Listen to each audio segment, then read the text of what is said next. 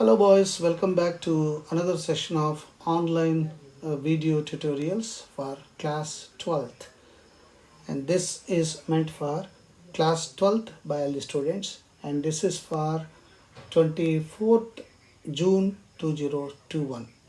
As we have been discussing chapter 1, that is about the reproduction among living organisms, we have been discussing various types of reproduction, the significance of the types of reproduction, and the very definition of reproduction, etc. So quickly we go through what we have been discussing for the last 2 days and go to the new concept at the end. So reproduction is basically a fundamental feature of living organisms which involves the transmission of genetic material. Now look at this. Emphasis is on this transmission of genetic material from one generation to the next. And what happens? This ensures survival of the species over long periods of time. Just for a second, think of those organisms which do not have reproduction. What will happen to them? Sooner or later, the lifespan ends, and once the lifespan ends, the animal's identity will be lost. That means they first become endangered animals, then they become extinct animals. So that is the significance of reproduction. So every organism, in order to have its own identity on the earth, should have capacity to reproduce. And every organism from birth till death will be having certain period, and that period of life is called lifespan. So the period from birth to the natural death of an organism is called its lifespan. Lifespan of organism may be few minutes, like you are seeing mayfly, just one day, butterfly 1 to 2 weeks, and fruit fly 1 month, rice plant 4 months. Now look at this, various ones. And crocodile, of course, is 60 years. And further we can see, look at that banyan tree, Chalika boys, mighty Chalukyans, okay? Look at that, 200 to 300 years. So it is from 24 hours to 300 years. And look at that sequoia tree, 3000 to 4000 years. That is the longest lifespan. And lifespan of some of the organisms, like we said, butterfly, fruit fly, just one day, butterfly 1 or 2 weeks, and we come to the last one, banyan tree, and further we have just now noted thousands of years in sequoia. So every organism will have particular period of lifespan, and during this lifespan every organism undergoes different phases, and basically 4 phases. That is juvenile phase, that is the baby stage. Second is reproductive phase or maturity phase, that is adult phase. And then aging, that is old age, senescence. And then of course finally death. So lifespan of an organism includes the 4 phases: juvenile phase, maturity phase, aging phase or old age phase, and death, senescence. And every organism, in order to maintain its identity, will have to undergo reproduction, as I said, and the organism has got a choice between the two. Some will increase their numbers through asexual reproduction without the involvement of sex cells or gametes or reproductive cells, and some will be, particularly higher order animals and higher order plants, will undergo sexual reproduction. And particularly in sexual reproduction, normally this is restricted to lower organisms because there is no involvement of gametes or sexes, because the basic presence of gonads will not be there. It is not yet developed. That is the reason they have to resort to asexual reproduction. As we discussed yesterday, basically asexual reproduction has got fission, wherein the body of the animal will be broken into parts, 2 parts or more than 2 parts. If it is 2 parts, we say binary fission. If it is more than 2 parts, it's multiple fission. And remember, I said yesterday that whenever the organism is breaking itself into parts, The first thing is the nuclear division. I said yesterday, this nuclear division is karyokinesis. I said karyokinesis. And karyon in Latin means nucleus, kinesis is breaking. And then cytoplasm will divide. After the nucleus divides, it is the cytoplasmic division. So cytokinesis or somatokinesis also we can say. And then fragmentation, like in Spirogyra, not much difference between fission and fragmentation. Basically, fragmentation restricts itself into the algae, Spirogyra. And then there is a special ability among the organisms which have the ability to regain the lost parts, that is regeneration. Unfortunately, I said in our own human beings, we have restricted regenerative capacity. Our regeneration ability is restricted only to skin, hairs, nails, bones and skin, but not to the whole organism. Whereas small organism, planaria, can regenerate the whole body from small piece. Similarly, starfish. And then budding, there will be external buds like in Hydra, there will be internal buds like in Spongilla. These are asexual projections, outer growths through which the organism develops entire organism. And of course, plants undergo vegetative propagation. And this vegetative propagation will be in the form of runners like mint, rhizome as you are seeing here, ginger, okay. The roots you can see, the formation of buds you can see, through these they develop. And leaf buds, of course, bryophyllum plant is famous because at the tip of this area there will be vegetative bud, and the vegetative bud develops the whole plant. That is the wonderful nature of bryophyllum.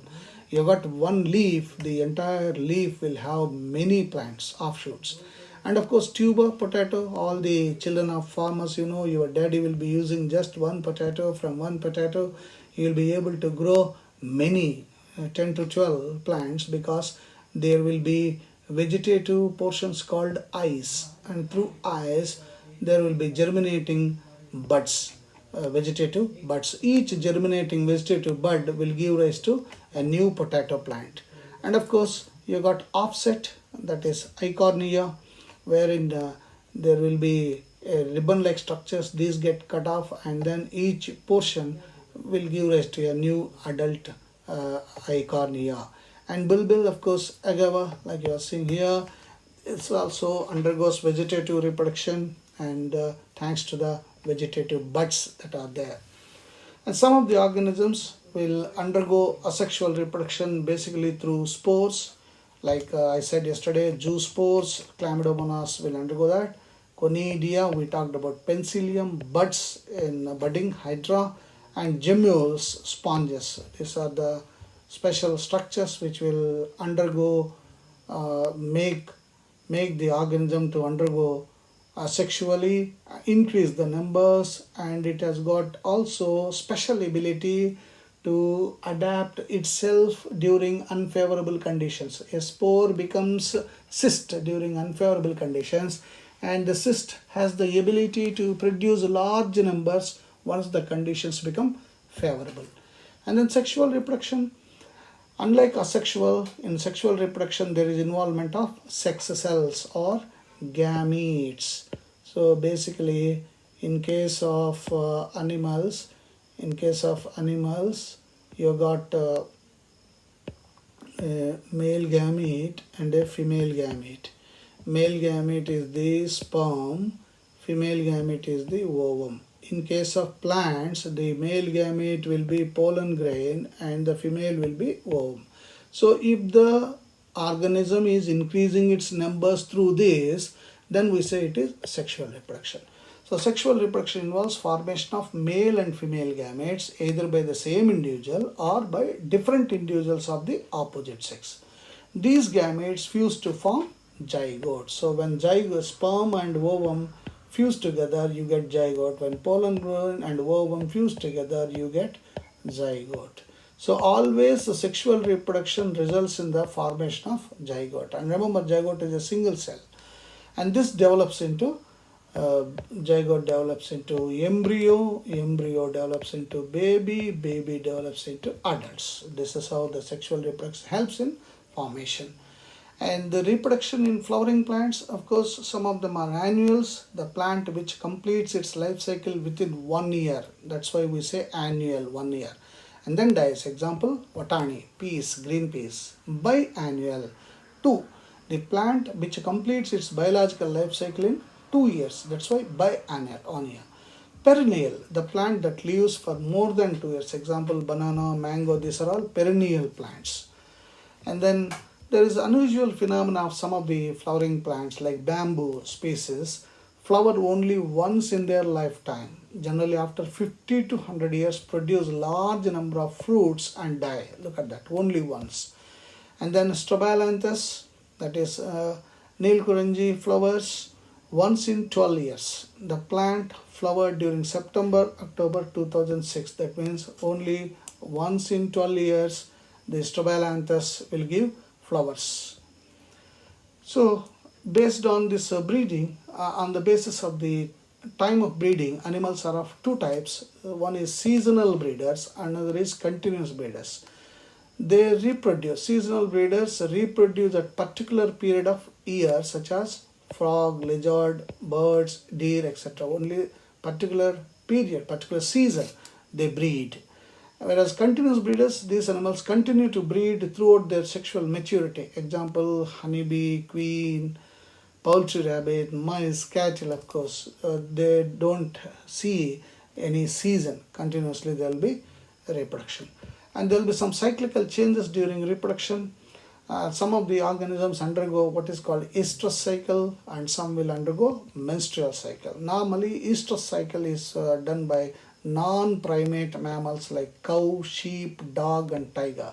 Whereas primate mammals, including human beings, monkeys and apes, they undergo menstrual cycle. That is, menstruation will take place. And there will be basically three events that take place during sexual reproduction. One is the pre-fertilization. Before fertilization, what happens? Second one is fertilization. Third one is post-fertilization. So pre-fertilization, before actual fertilization takes place, what will happen? All these stages come under pre-fertilization. Then fertilization, that is union of sperm and ovum, male gamete and female gamete resulting in zygote, is fertilization. Post-fertilization, once the zygote is formed, how that is going to become embryo, what are all the various things required, how embryo will sustain its life. So these events come under post-fertilization.